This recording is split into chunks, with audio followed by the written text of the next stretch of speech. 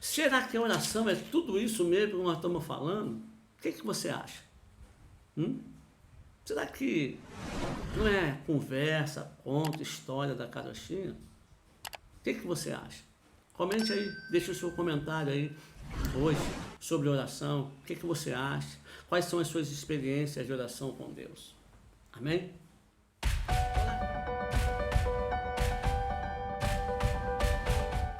Olá, querido, estamos falando de oração e hoje vamos ver se encerramos esse tema, que eu acho que não tem, é muita coisa, eu não estou aqui, sabe, abrangendo tudo, não vou falar de tudo, não sou eu, tenho a certeza que eu não sou capaz de falar de tudo, é muita coisa, mas escute, eu quero falar de alguns exemplos bíblicos a partir do livro de Atos de oração, não quero usar o Velho Testamento para falar da oração de Josafá, da oração de Daniel e outras orações. Eu quero falar no Novo Testamento.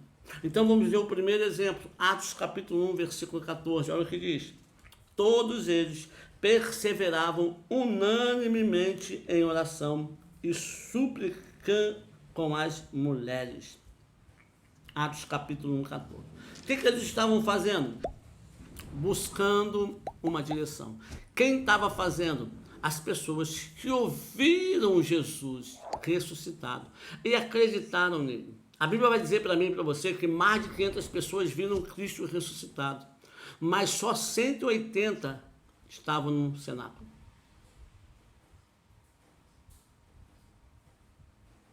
Estavam ali aguardando Deus, não me lembro, 180, 120, estavam ali no cenáculo, aguardando o Senhor, as ordens de Deus.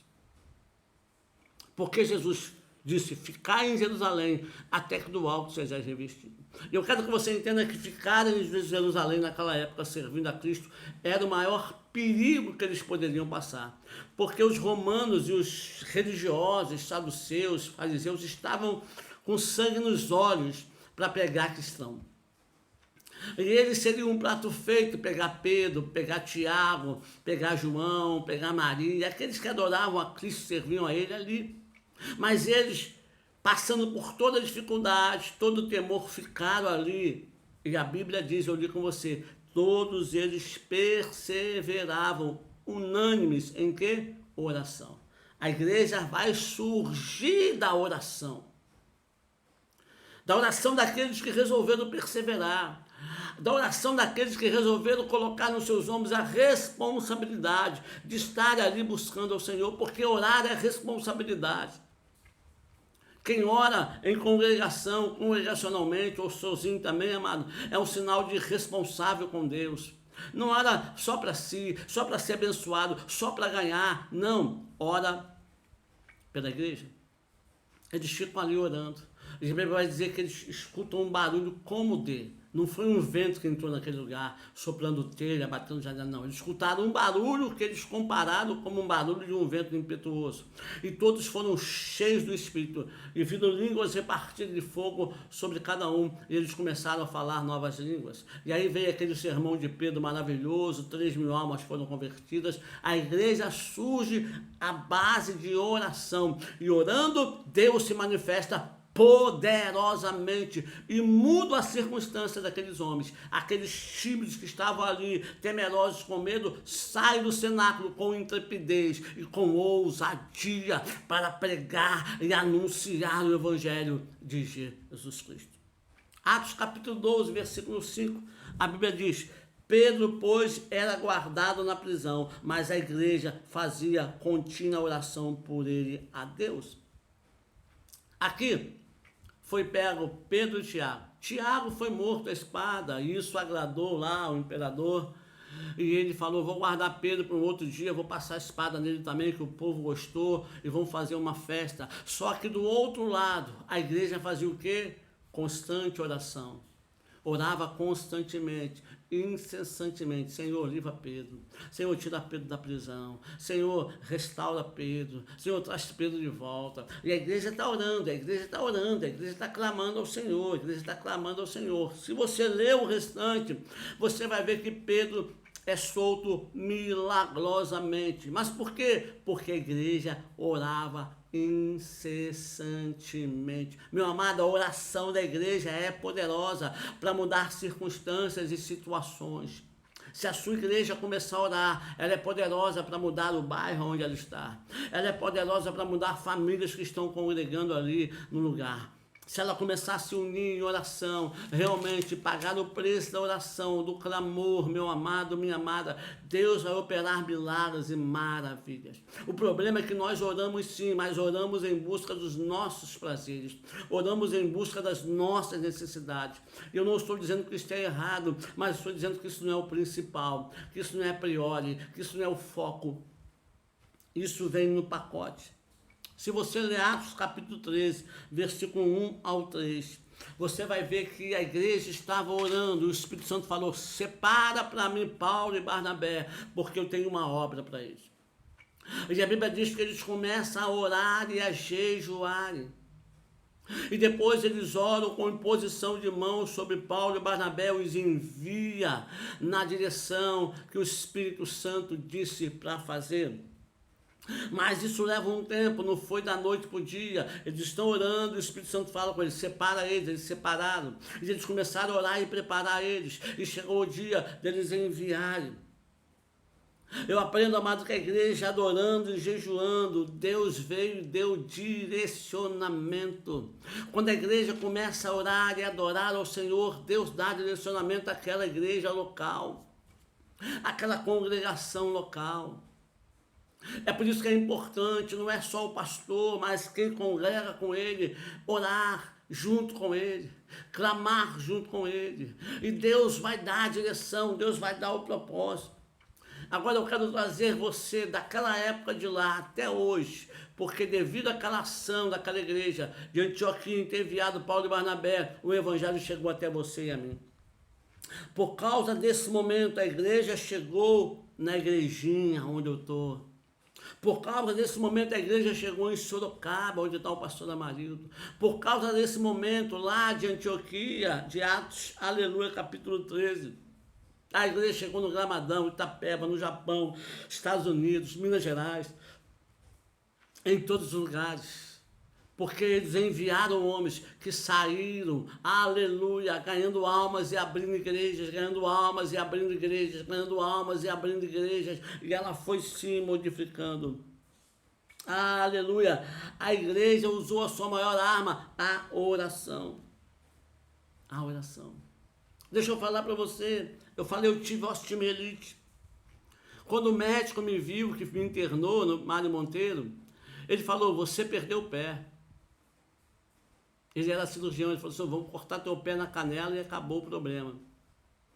Mas eu vou chamar o ortopedista para dar o veredito final. Chamou o ortopedista, ele olhou e falou, olha, diagnóstico é esse mesmo, cortar o pé na canela. Eu falei, caramba, meu pé? O dedo até aceito para cortar, mas o pé? E aí foi passando. E aí as igrejas começaram a orar, meu amigo pastor Domingo botou a igreja dele para orar, a igreja batista. Os irmãos de Sorocaba começaram a orar. Os irmãos da Fonte da Vida, o Bispo Everardo, começou a orar. Sabe, igrejas, quando eu fui ver igrejas da oração radical ali no Levi, da atitude radical, e as igrejas que estavam ligadas começaram a orar. E começou a fazer uma corrente de oração, tinha gente no Nordeste orando, tinha gente no Maranhão orando, tinha gente no Sul orando, o Brasil inteiro estava orando, que eu sabia, tinha gente no exterior orando pelo meu pé. Sabe o que aconteceu, meu irmão? Meu pé está no lugar, meu dedo está no lugar e eu não tenho mais osteomielite. Eu passei pela operação, sim, o médico me operou, mas o médico me operou e falou assim, eu não vou arrancar a perna dele, eu vou fazer um procedimento e vamos ver como é que o corpo dele vai reagir. E o procedimento deu certo e tudo deu correto. Por que eu entendo, meu amado? Eu entendo que foi efeito da oração da igreja. Sabe? Não foi eu, foi a igreja orando. Nós precisamos edificar as nossas vidas na oração. Eu lembro quando eu era cozinheiro na casa de liberação, um dia eu acordei, não tinha comida, fui na irmã assim, não tem nada para fazer. Ela falou, meu filho também não tem dinheiro para comprar nada. Porque quando tinha um dinheirinho, ela mandava lá, eu comprava uma carne moída, um angu, a gente fazia um angu, carne moída, um arroz e feijão, e todo mundo comia feliz. E ela falou, manda o povo descer. 11 horas da manhã, bota o povo na sala de oração, começa a clamar a Deus para Deus enviar, porque Deus falou que não ia deixar faltar nada. Eu nunca tinha visto aquilo, eu falei amém. Dobramos o joelho e começamos a orar, clamar ao Senhor, clamar ao Senhor. Quando foi por volta, depois cultuamos, quando foi por volta de 1 hora, encosta uma cama em frente à casa de oração e começa a descer bandejas e bandejas com comida pronta, carne assada, lasanha, macarronada, arroz de forno, bife, tudo pronto. Era só botar no prato e servir. Resposta de oração. O dono da firma era um pastor. E ele fez comida demais naquele dia. E quando terminou, o que sobrou, Deus falou com ele, leve para tal lugar, que lá está precisando. Ele nem conhecia a obra. Eu lembro, amado, que nós estávamos no Maranhão, lá quase terminando a nossa visita, que nós fizemos de evangelismo junto com a equipe da Irmã Nasci. Estávamos numa casa, entrou um casal lá, um pai e a mãe de uma criança desesperada, a criança embrulhada, eles moravam na ilha e tinham ido para a cidade para fazer o sepultamento da criança, porque a criança estava morta no braço deles, tinha morrido. E a Irmã Nasci pegou e falou, vamos orar. Levantou a criança no braço, no meio, nós oramos. E daqui a pouco a criança chorou. Ele botou no chão e saiu correndo, brincando. A oração pode muito em seus efeitos. E a oração conjunta, a oração da igreja, meu amado, aleluia, é poderosa demais. Eu e você precisamos crer nisso e começarmos a orar junto, adorando e orando com propósito. Adorando e adorando com o propósito. Adorando e orando com o propósito. Vamos orar. Bendito e eterno Deus, Pai Santo amado, nos ensina a orar com propósito. Nos ensina a crer mais, que a nossa fé cresça na oração, que a gente amadureça nessa responsabilidade de estar orando, de estar clamando, de estar invocando, de estar buscando o seu nome para a glória e para a honra do Senhor, porque nós precisamos aprender a orar como igreja poderosa, que as portas do inferno não podem prevalecer conosco. Aqui no bairro onde estou, me ensina como eu vou fazer, ó Deus, para ganhar esse bairro. Que eu e a congregação possamos orar e entender que precisamos intensificar nesse bairro, para que esse bairro tenha o nome mudado, para que esse bairro tenha famílias mudadas, para que esse bairro tenha vidas impactadas, para que essas crianças não cresçam no tráfico, nas drogas, mas tenham uma oportunidade de mudança de vida. E tudo isso pode acontecer através da oração. Então desperta-nos cada vez mais para isso, para a glória e honra do nome de Jesus. Amém. Amém, meu amado. Olha, beijo no seu coração, bom dia, vida. Amanhã vamos continuar com um novo tema. Compartilhe Bom Dia Vida com seus amigos, deixe o seu like, o seu comentário. É muito importante. Fique na paz. Forte abraço.